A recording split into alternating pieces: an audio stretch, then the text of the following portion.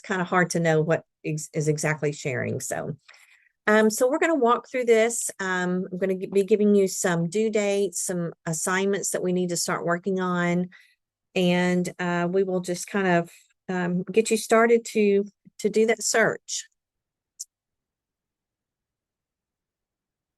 So the objectives of our internship is we want you to have an experience in the industry that's going to give you an opportunity to develop professionally, acquire those real world experiences that's specifically related to your concentration, and apply the classroom learning to the workplace.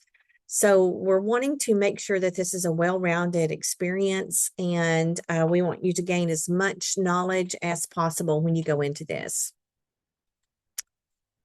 To be eligible to do your internship, you need to have earned at least 21 credit hours towards your degree. We also need you to have successfully completed managerial communications. And thinking about your internship, we do recommend that you do your internship your very last semester. But if it needs to be done the semester prior, that's acceptable. The last semester is ideal because that last semester, if you are offered a job from that internship, then you don't have to come back and finish coursework. So thinking about that last semester and your internship, if you need to take a class along with your internship, that's acceptable. Usually it is very doable if you have just one additional class, but if you're taking 2 or more classes, the same time that you do your internship, it is very taxing. So just kind of keep that in mind. So steps for getting a good internship. Hopefully, you have already started doing some networking, making some connections with people in the industry. 70% of our students do get a job offer where they do their internship. So we want you to be in an internship at a place that you would really like to be, not only to gain the experience that you want, but it also gives you, sometimes an opportunity to just go from your internship straight into a job. Now, that doesn't mean that every internship is offering jobs. A lot of them do not, but some of them do. So 70% of our students do get a job offer where they intern. So it's important that you are networking. So if you have not started networking, this is going to be tough because you've not made those connections. So anytime there are people speaking on campus to a class or, even to a meeting or anything that has potential supervisors, you're going to want to make connections with those people because it can work into a potential internship.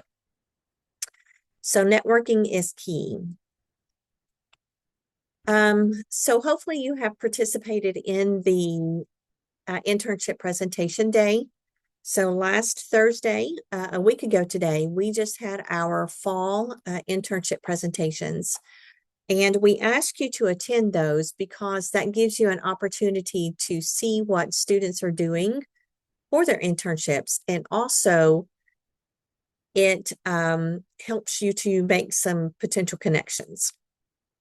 So if something happens and you do not have a internship secured by the time the spring presentations are done, you definitely want to attend on Thursday, May the 1st. So that's going to be our spring presentation day. And if for some reason you do not have an internship by May the 1st, there's an opportunity that you could secure something there. So the next 3 presentation days are spring. It's going to be May the 1st. And then yours for the summer is going to be August the 7th, Thursday, August the 7th. So that will be the day that you will do your internship presentation. So the summer date is usually it's usually that Thursday, but if something happens and it needs to be moved, then it will be moved. But right now it is slated to be on Thursday, August the 7th. During the spring and the fall, we do this on study day. So no classes are actually going on study day. And those dates are pretty set in stone. But Thursday, August the 7th is the date that we have now for you to do your summer presentations. So a few dates to keep in mind. So we want you to have your internship secured 2 weeks before classes start. So the first day of it should say summer here. So the first day of the summer semester is May the 19th. So in order for you to do your internship this summer, we want you to have your internship secured by May the 5th. So May the 5th is 2 weeks before classes start. May the 9th is the target date for all of the internship paperwork to be turned in. And that would be May the 9th at 10 o'clock a.m. So May the 9th is a Friday. And May the 12th is the week before classes starts, and that is the date that we need everyone to be registered. So that's 1 week before classes starts. That's Monday, May the 12th. And then classes start May the 19th. So those are a few dates that you're going to want to, kind of keep on your calendar so that you know when things are actually need to be done. So those dates are going to be important for you to hear. One quick question. Sure. I know you said classes start on May 19th. Uh-huh. Is that when we need to schedule our internship to begin, or is it all right if we ended up having to work it out where it started a few days before?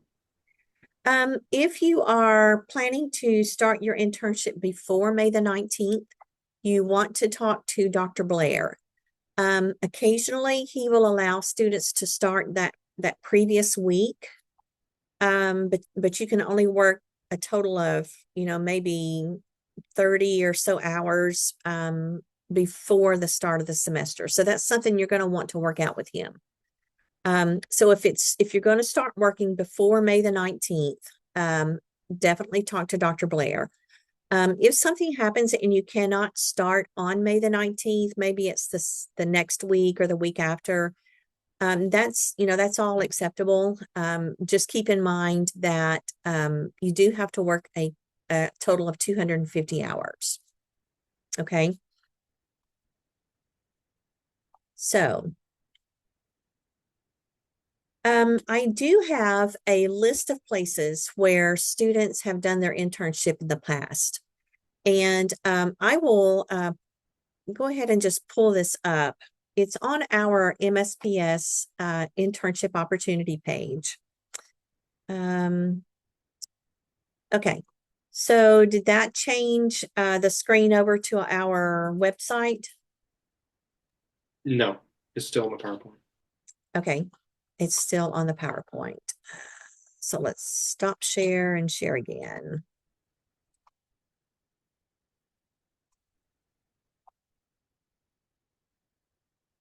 Okay, so is that on our webpage now? Yes. Okay, okay.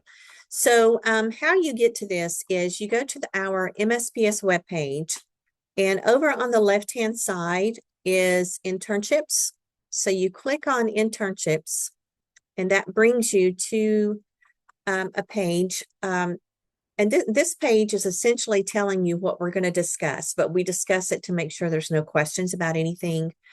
But if you come down under places to look for an internship, there are 3 different areas. So it's a previous internship page, which we're going to look at. And then you have career fair connections and then some USA job application instructions. So if I talk to someone at a career fair that we've not had a student at their place before, then it's going to be on the career fair connections. But this one that we're going to look at today is the previous internship placement page. So when you get here, there are directions on how to filter and how to export this information into a CSV Excel file so you can make some notes. But I'm going to just click directly on the link.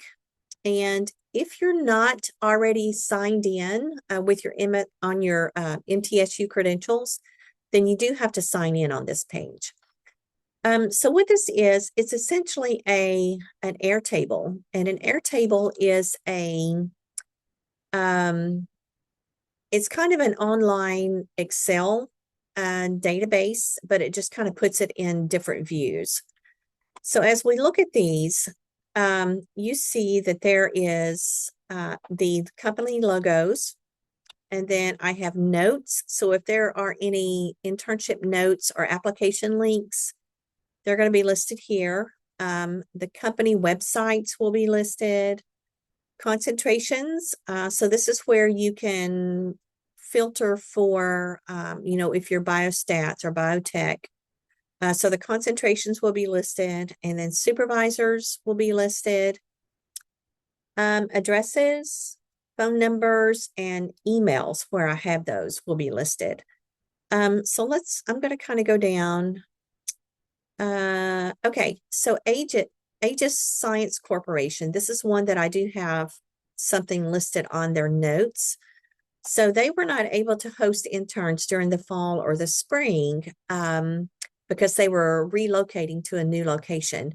And summer of 25 is when they hope to open things back up. So if you're a biotech student, this is a great opportunity to connect with Aegis Labs. So biotech and chemistry analytics both can go to this particular lab. So you can also see down at the bottom where we have had students with them before. So the last time that we had someone with Aegis was in summer of 2021, but they are wanting to bring interns back in this summer. You can see advanced plastics over here on the left. Their engineering management. They had people in summer of 20, 21, and 22. So yeah, this is our page that you can look at. So do you have any questions about this particular page? Okay, it's pretty straightforward. So once you get to our webpage and look at the internship link, then you can get to these. So let me just filter this. I'm going to show you how to filter real quick. And the instructions are on the webpage as well. So if you add a condition, so we're going to change concentration, and we want it to contain, I'm going to put 2, so biotech and chemistry analytics. So when I do that, then it is filtering all of these to anything that takes biotech or chemistry analytics. So you can see some of these, like PACE Analytical, also takes fermentation science. So you can see the ones that are filtered just for biotech and chemistry. Now, if you were to take chemistry out, you are going to get a different group. So if you're just looking at biotech, then you see this brings in some more that was just listed as biotech. So all of these are open to taking students from our biotech concentration. Okay, so if you go up here, you can look at, say, biostats. So this is one that takes biostats. Now, some of these do have some information. So Sarah Cannon, so if you want to do an internship with Sarah Cannon, they need experience with SAS if you're a biostats person. Vanderbilt, they need applications 3 months in advance. So this particular person cannot take spring, but reach out. You can still reach out for summer. And you can see, okay, this one, HCA Healthcare. This was a new opportunity for summer of 24, working with Kenya Powell. And Kenya and Jesse Spencer are both MSPS Healthcare Informatics alumni. So you can see who has been alumni from our program. So I just wanted you to kind of get a look at that. I'm going to take all the filtering off and let's see, let me stop sharing and go back to the presentation.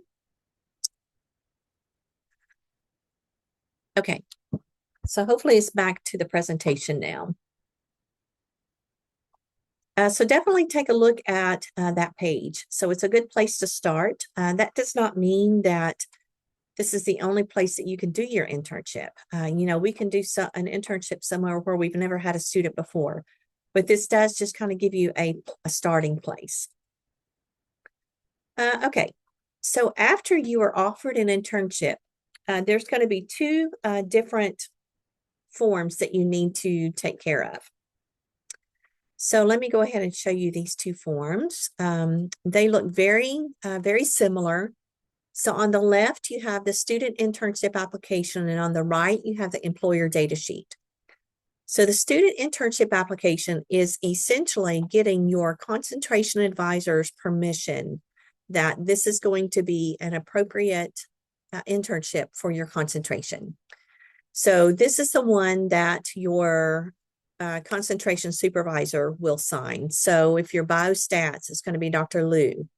If you are biotech, it's going to be Dr. Robertson. If you are fermentation, it's going to be Dr. O'Brien. So whoever your concentration advisor is will be signing the one on the left.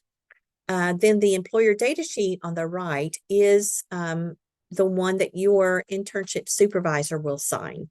So this is just saying that this supervisor agrees to work with you for the minimum of 250 hours. And they're going to make sure that you reach the goals that you have determined. So on both of these forms, you have a block that says internship description. So this internship description right here, it's on both forms. They are exactly the same. So we want you to put the same description in both forms. And it's limited to 600 characters. So, make sure that as you're describing your internship, that you know that there is going to be a limit. The thing about the student internship application that's different is it gives you a place to list your personal internships objectives. So in addition to the description of the project that you're going to be working on, you may want to work on networking or professional presentation skills. There may be some skills that you definitely want to work on while you're there. That's in addition to your internship. So I'm just going to go back a screen. So once you have both of these filled out and signed, then you send them to Dr. Blair. And then Dr. Blair gives you permission to register for BCED 6910. So when you do your internship, you're actually registering for a 3 credit hour course. And you are going to be doing some things. I'm going to kind of go over what's expected in that course, as well as how you're evaluated for your internship. So does anyone have any questions about the forms? You can find these on the MSPS webpage under the forms page, or I am going to be sending this to you at the end of this meeting. So questions about the forms? Okay. Well, when you go to register for the internship and you don't have these completed, then you're going to realize that you're missing a step. So we've got to have both of these forms turned in. Okay. So you are going to be doing some things for the internship course that is kind of outside the scope of your actual 250 hours that you're working. So first of all, you're going to be required to do a weekly journal. So this weekly journal is going to be turned in on D2L to Dr. Blair. And it's going to just culminate your daily experiences, as you're out on the job doing your internship project. So you're going to submit this weekly, and it's basically just a chance to kind of reflect over the past week. Maybe some things that you learned, maybe some things that you had difficulties with, even some things that you found that were stressful. And it's just an area to kind of put all of your thoughts together. And then you will use this in an assignment a little bit later in the semester. So you will work this out. And at the top, you will have a heading that's going to include your weekly hours and the cumulative hours. So you're going to keep a running total of how many hours that you have worked for your internship. Another thing that Dr. Blair is going to ask you to do is to do a specialist interview. So you're going to need to interview someone in the industry that is not someone that you're doing your internship with. So my recommendation is if there is another student in your concentration doing their internship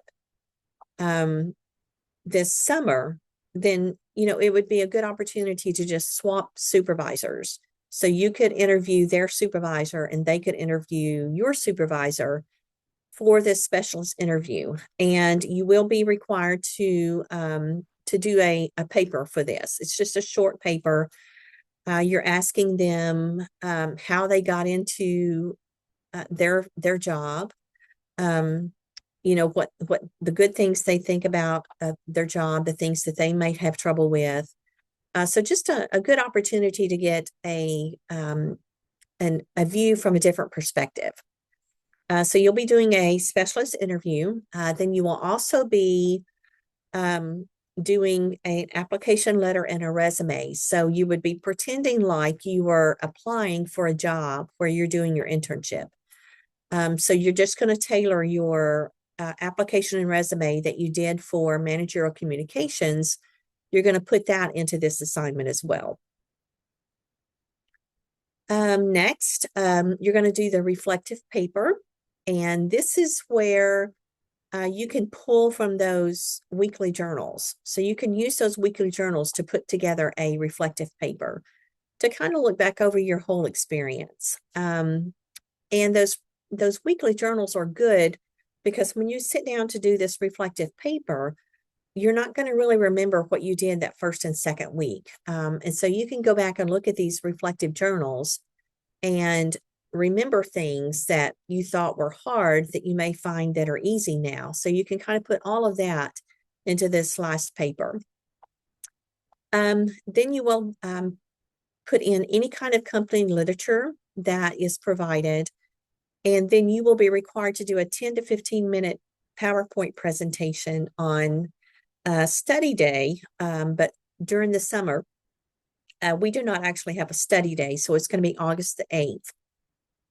And you'll be here all day on August the 8th on that Thursday. So that will be when you actually do your presentation.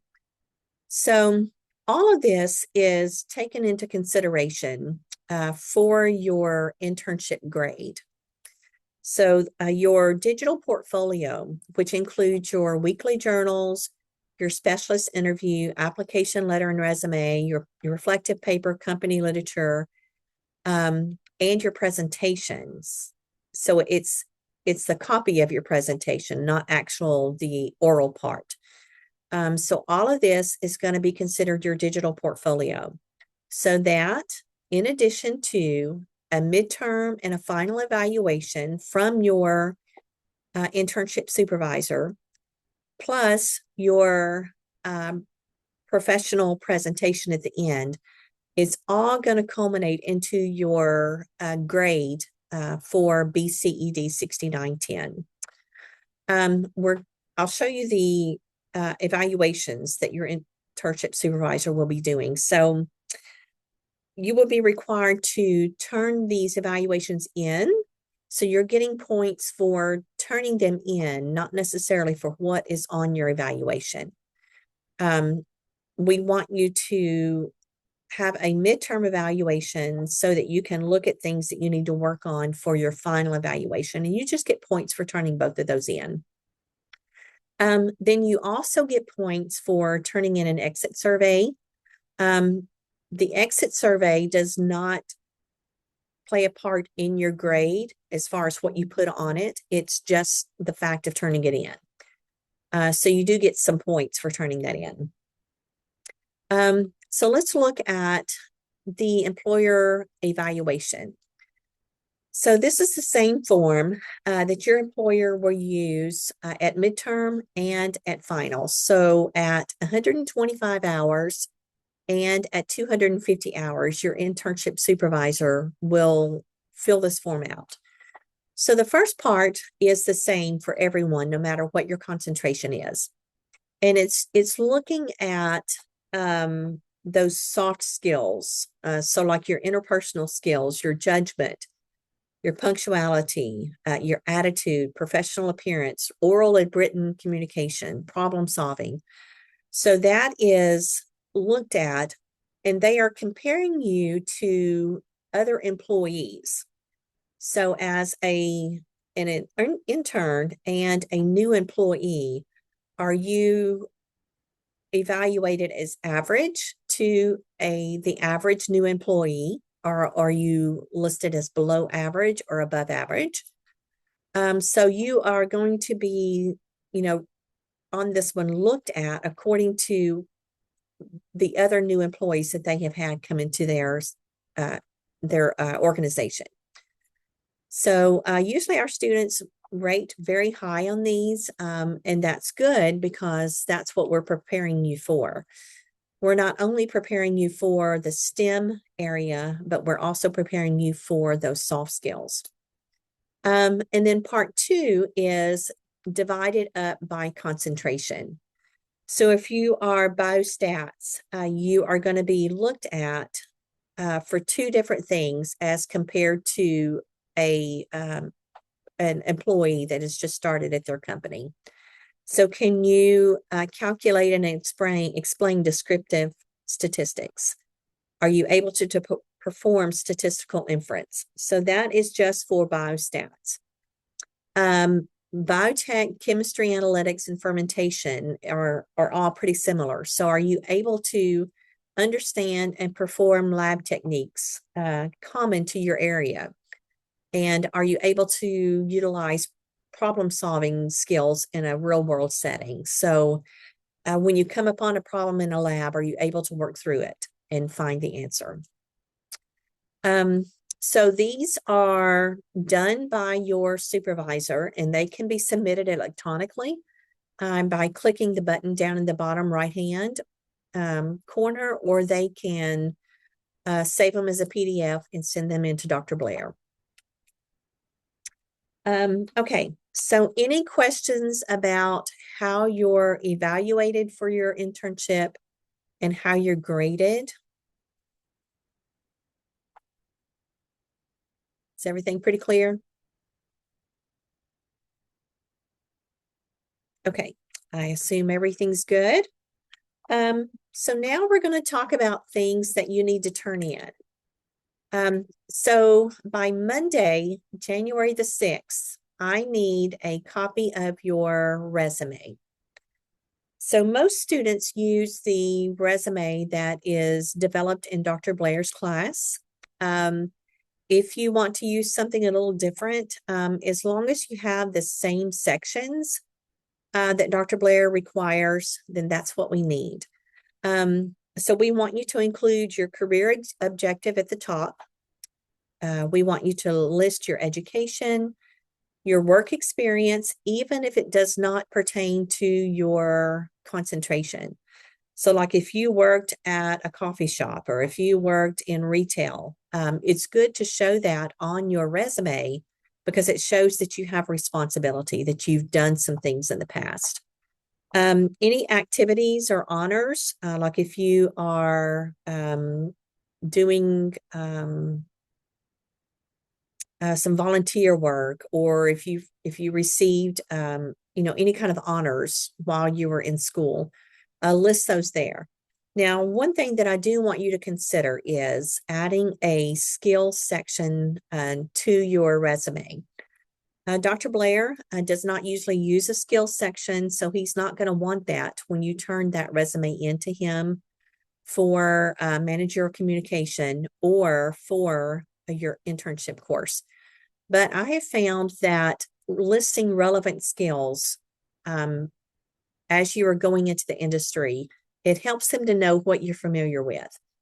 So if you are going into biostatistics or healthcare informatics, and if you have taken a SAS course, or if you know R programming or Python, you need to list those. If you are good at, Excel and Tableau and Microsoft Power BI, you want to list those type of things. If you're going into um, fermentation or chemistry or biotech, you want to list the types of machinery that you have used, whether it is a PCR machine or a centrifuge, gas chromatography, or any of the gel electrophoresis.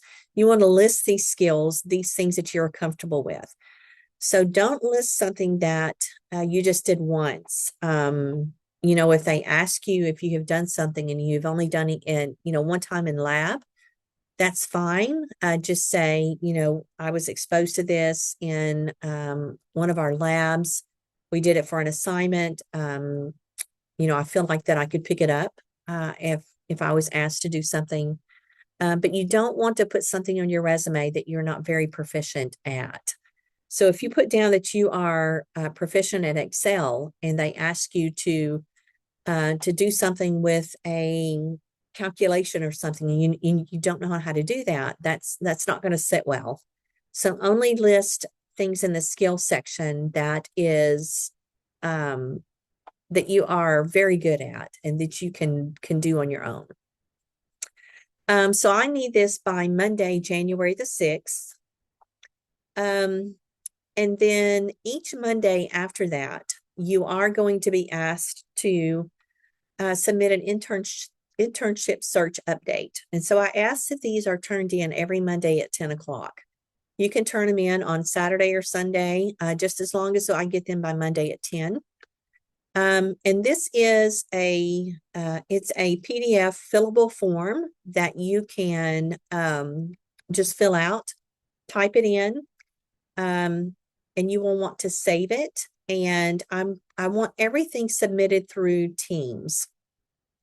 So before January the 6th, I'm going to set up a Teams team, and everybody that's looking for a summer internship will have access to this.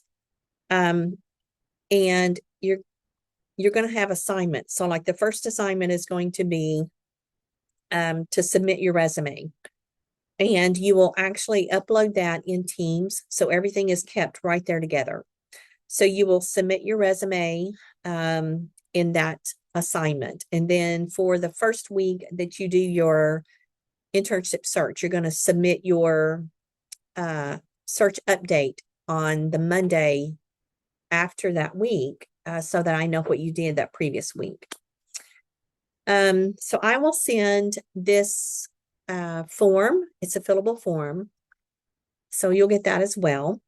And then this is a list of the times that I'm expecting a internship search update.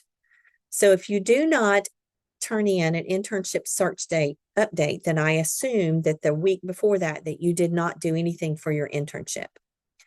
Now, the first couple of weeks, you may just be, looking on the internet, doing some searches on LinkedIn, getting on Handshake. Those are some areas that you can find internships. And so if that's all you're doing, that's okay. Just put on your internship search update that you were looking for internships, on LinkedIn or on Handshake. Whatever you did, I just need that. And when you upload it, I need you to name it. I need you to name it a certain way, save it to your computer before you put it into Teams. And it needs to be named as your last name and then your first name. And then keep a weekly internship search update and then put the date that you submitted.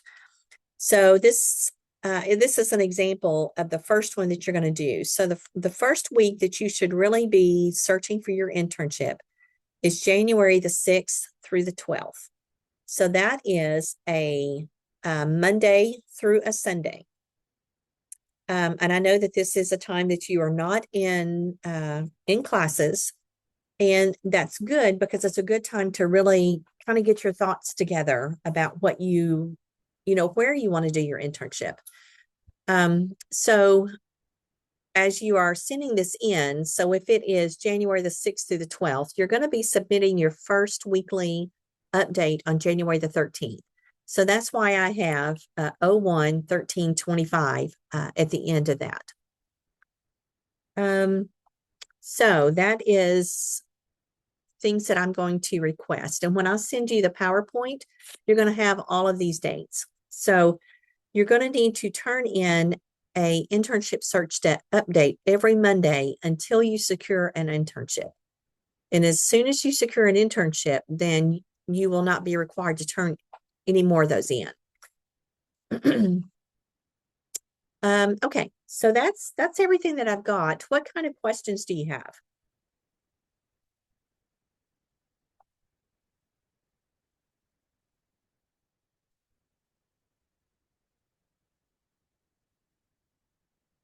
Is everybody good?